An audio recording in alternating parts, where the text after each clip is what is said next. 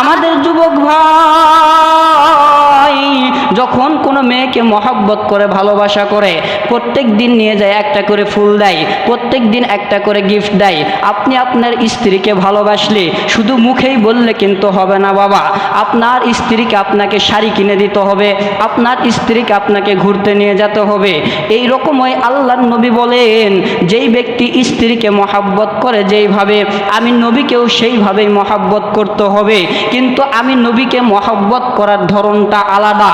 সেইটা হইতেছে এক নাম্বার, যেই ব্যক্তি আমি নবীকে মহব্বত করবে ভালোবাসবে, আমি নবীর মহব্বতে মুখের ভেতরে আমি নবীর সুন্নতি দাড়িটা রেখে দিবে। আমার বাবাজি শুধু তাই নয়, নবী আরো হাদিস শরীফের ভেতরে বলেন যেই ব্যক্তি আমি নবীকে ভালোবাসবে মহব্বত করবে, আমি নবীকে সর্বদাই মনের ভেতরে গেঁথে নিবে, ওই ব্যক্তি আমি নবীকে মহব্বত করিয়া দিনরাত 24 ঘন্টা মাথার ভেতরে টুপি রাখবে। জোরে জোরে আওয়াজ দিয়ে বলেন, মাথায় কি রাখবে? টুপি রাখবে। আমরা এখন বলি বাজান মাথার ভেতরে টুপি রাখলে তো মাথাটা গরম হয়ে যায়, চুলটা মনে হয় তাড়াতাড়ি পেকে যায়। কিন্তু ভাইজান হাদিস শরীফের ভেতরে বিশ্বনবী বলে যে আল্লাহর বান্দা সর্বদাই মাথার ভেতরে টুপি রাখিয়া দিন রাত 24 ঘন্টা কামাই রোজগার করে বেড়াই, ওই ব্যক্তির টুপির বরকতে আমার আল্লাহ দুনিয়ার বুকে সমস্ত রিজিকের ব্যবস্থা তার করিয়া দেয়।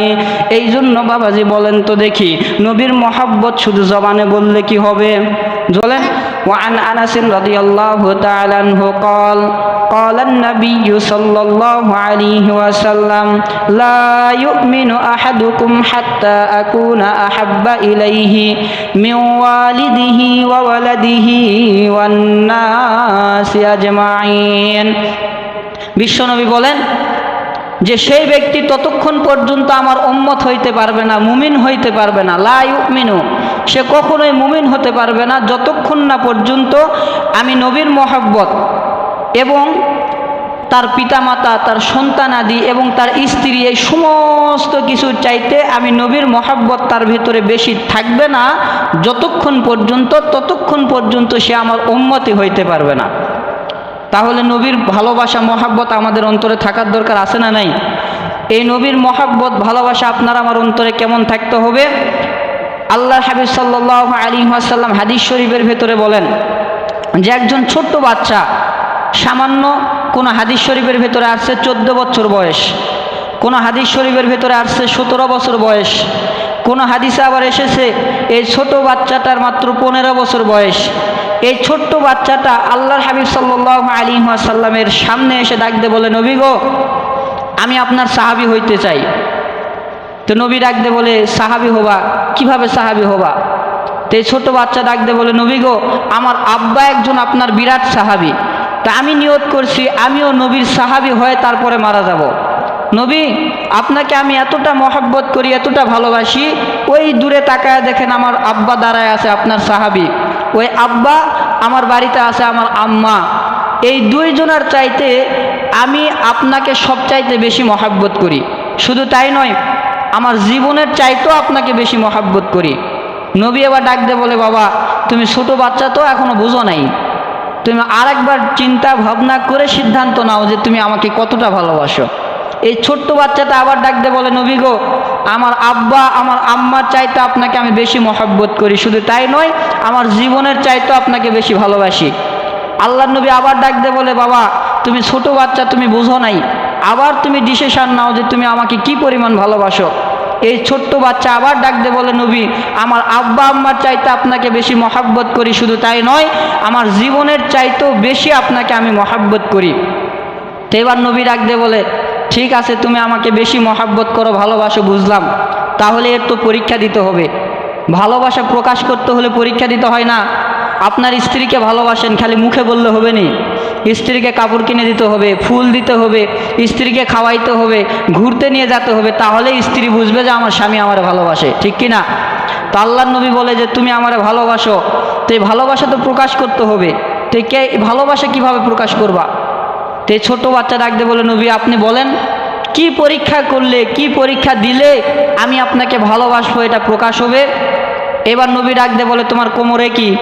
এই ছোট বাচ্চা ডাক দিয়ে বলে, হুজুর আমার কোমরে একটা তরবারি আছে, ছোট্ট একটা তরবারি, আমার আম্মা আমারে দিছে, আমারে বলছে যে তোমাকে যখন কাফের মুশরিকের সন্তানেরা এসে হত্যা করার চেষ্টা করবে তখন তুমি এই তরবারি দিয়ে তাদেরকে আঘাত করবা। তো এই তরবারি আমার আম্মাজান আমাকে দিয়েছে। তো নবী ডাক দিয়ে বলে, তাড়াতাড়ি তরবারিটা বাহির করো। তো এই তরবারিটা এবার ছোট্ট বাচ্চাটা বাহির করছে।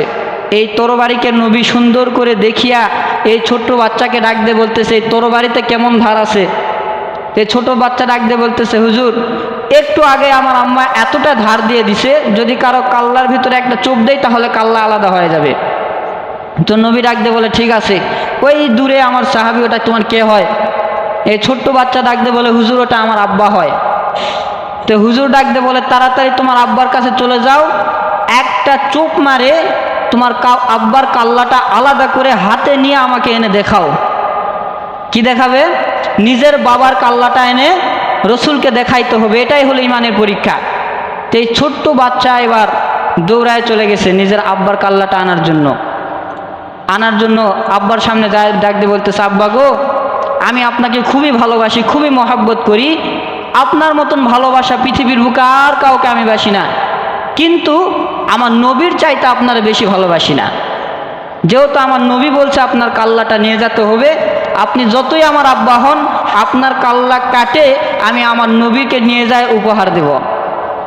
তো এইবার বাবা অল্প অল্প একটু কান্না করতেছে, চোখ দিয়ে পানি বাহির হইতেছে।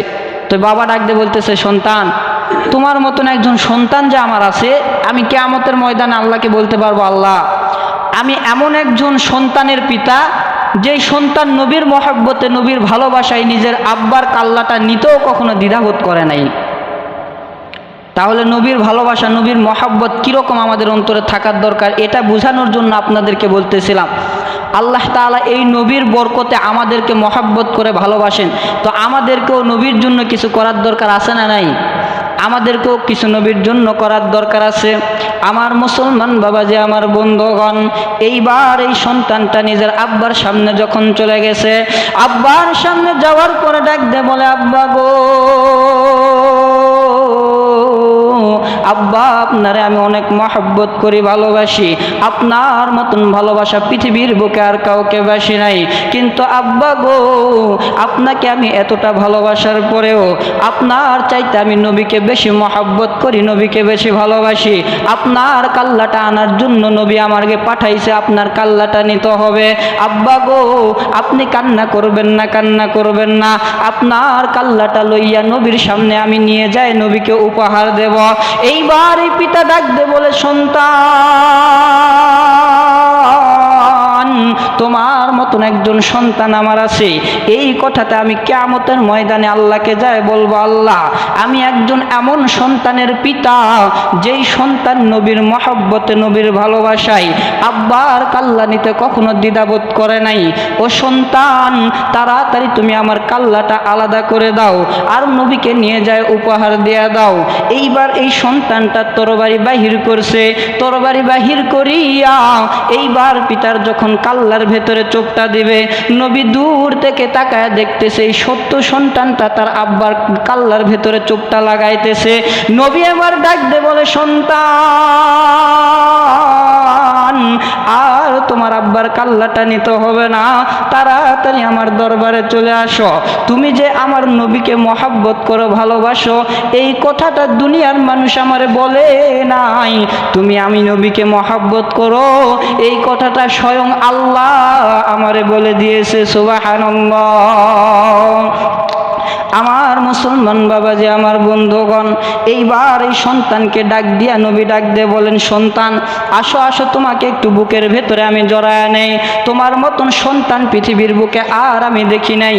মাত্র 14 বছর 15 বছর বয়সে তুমি আমি নবীকে যে পরিমাণ মহব্বত করো, ভালোবাসো, আমার এখানে যতগুলো সাহাবী আছে কেউ আমাকে ভালোবাসে না। সন্তান, তাড়াতাড়ি তোমার দিলটা আমার দিলের ভেতরে লাগায় দাও। এই বলিয়া যখন বাজান সন্তানটারে নবী ডাক দিছে, এই সন্তানের পিতা ডাক দে বলে, বাবা নবীর সিনার সাথে তুমি সিনা লাগাইলা, মানে নবীর সিনার সাথে সিনা লাগাও নাই, এই সিনাটা একমাত্র আমার আল্লাহর সাথে তুমি লাগাইলা। সুবহানাল্লাহ। আমার মুসলমান বাবা যে আমার বন্ধুগণ, নবীর মহব্বত ভালোবাসা আপনার আমার অন্তরে কেমন থাকা লাগবে গো বাজান। দুনিয়ার বুকে স্বামী স্ত্রীর ভিতরে যেরকম মহব্বত থাকে এর চাইতে নবীর মহব্বত আপনার আমার অন্তরে বেশি থাকতে হবে। নবী ডানায় দেয়, ও দুনিয়ার মানুষ তোমরা শোনো, এই ছোট্ট একটা সন্তান যে পরিমাণ আমাকে মহব্বত করে ভালোবাসে, এই ছোট্ট সন্তান যে পরিমাণ আমাকে শ্রদ্ধা করে, আমার একজন বড় সাহাবী এই পরিমাণ শ্রদ্ধা আমাকে করতে পারে নাই।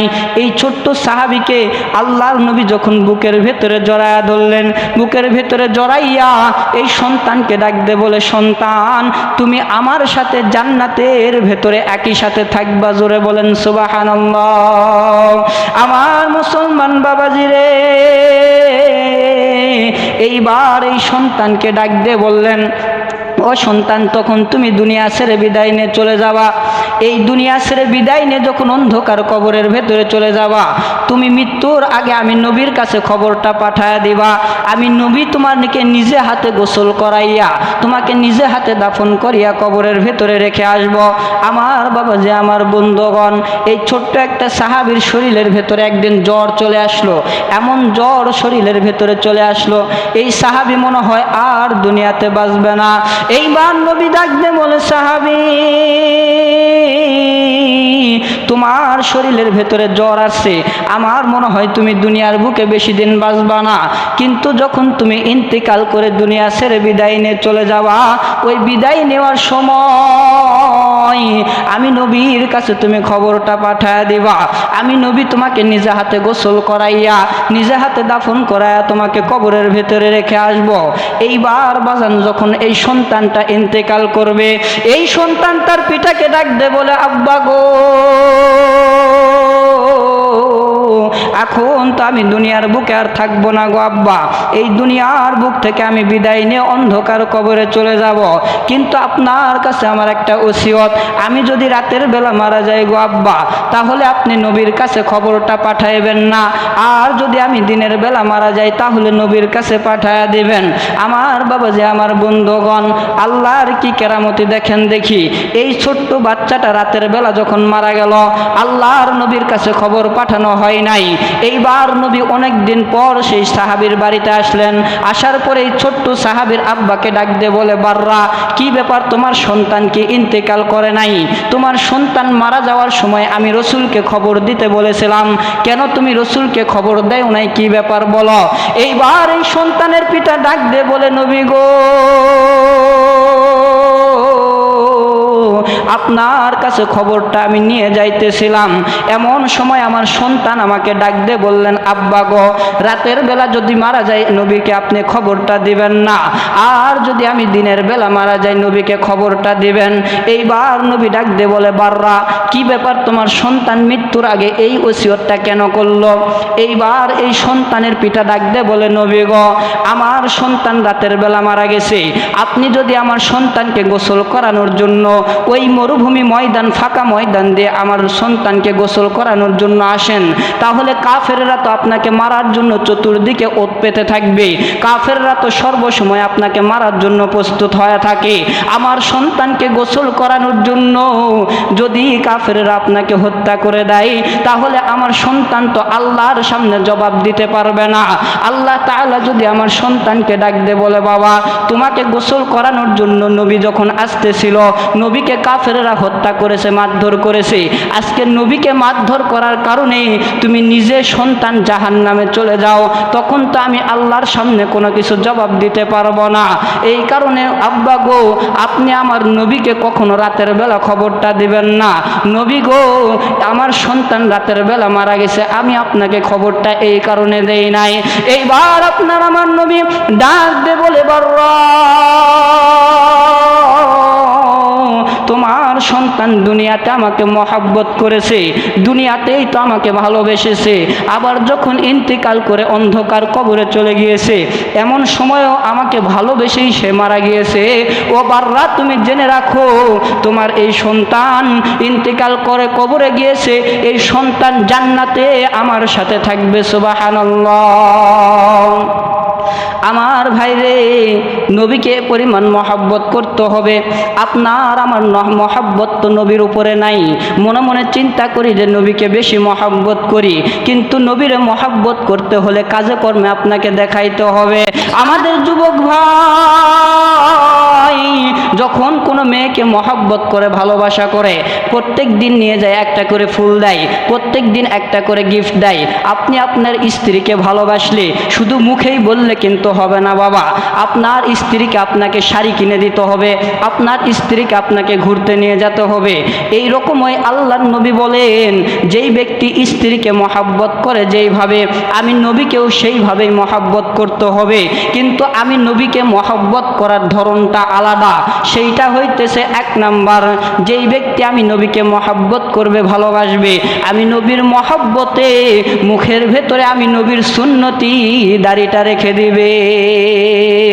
আমার বাবাজি শুধু তাই নয়, নবী আরো হাদিস শরীফের ভেতরে বলেন, যেই ব্যক্তি আমি নবীকে ভালোবাসবে, মহব্বত করবে, আমি নবীকে সর্বদাই মনের ভেতরে গেঁথে নিবে, ওই ব্যক্তি আমি নবীকে মহব্বত করিয়া দিনরাত 24 ঘন্টা মাথার ভেতরে টুপি রাখবে।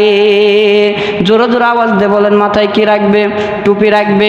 আমরা এখন বলি বাজান, মাথার ভেতরে টুপি রাখলে তো মাথাটা গরম হয়ে যায়, চুলটা মনে হয় তাড়াতাড়ি পেকে যায়। কিন্তু ভাইজান, হাদিস শরীফের ভেতরে বিশ্বনবী বলে, যে আল্লাহর বান্দা সর্বদাই মাথার ভেতরে টুপি রাখিয়া দিন রাত 24 ঘন্টা কামাই রোজগার করে বেড়াই, ওই ব্যক্তির টুপির বরকতে আমার আল্লাহ দুনিয়ার বুকে সমস্ত রিজিকের ব্যবস্থা তার করিয়া দেয়। এই জন্য বাবাজি বলেন তো দেখি, নবীর মহব্বত শুধু জবানে বললে কি হবে? জোরে বলেন, হবে? নবীর মহব্বত জবানে বললেই হবে না, নবীর মহব্বতটা প্রকাশ করতে হবে। প্রকাশ করার এক নাম্বার পদ্ধতি কি? এক নাম্বার পদ্ধতি কি? মুখের ভেতরে দাড়ি রাখা। 2 নাম্বার পদ্ধতি মাথার ভেতরে টুপি দেওয়া। 3 নাম্বার পদ্ধতি শরীরের ভেতরে জব্বা পাঞ্জাবি লাগানো। কি লাগানো? জব্বা পাঞ্জাবি লাগানো। একটা ভিন্ন রেওয়াজ